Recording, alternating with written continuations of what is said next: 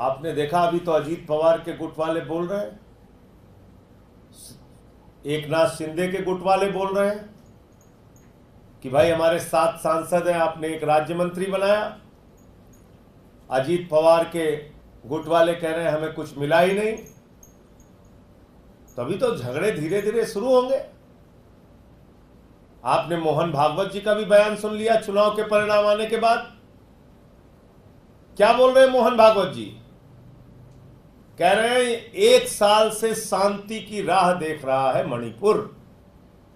यह बात मैंने पार्लियामेंट में बोल दी तो मुझे सस्पेंड करके बाहर कर दिया। मणिपुर हिंसा का ही सवाल मैंने उठाया था जब मुझे सस्पेंड करके बाहर किया इस सरकार ने।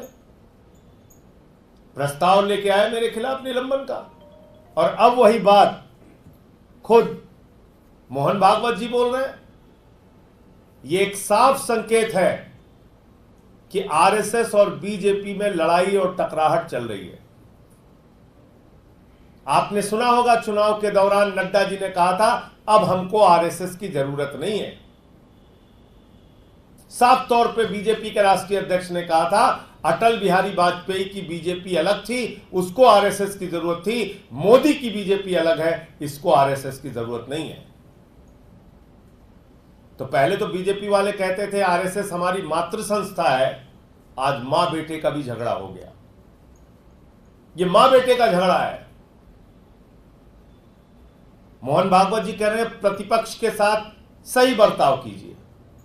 वो आपके विरोधी नहीं है, वो प्रतिपक्ष है।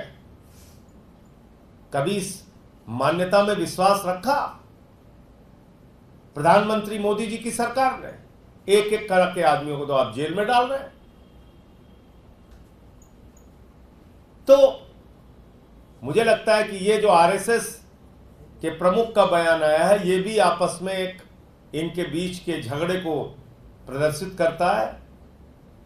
1 साल से कितने उहापोह और परेशानी में रही होगी आरएसएस मणिपुर की घटनाओं को देखकर। भले ही चुनाव के कारण वो लोग चुप रहे, लेकिन अब बातें निकल के सामने आ रही हैं और बहुत सारी बातें आएंगी सामने।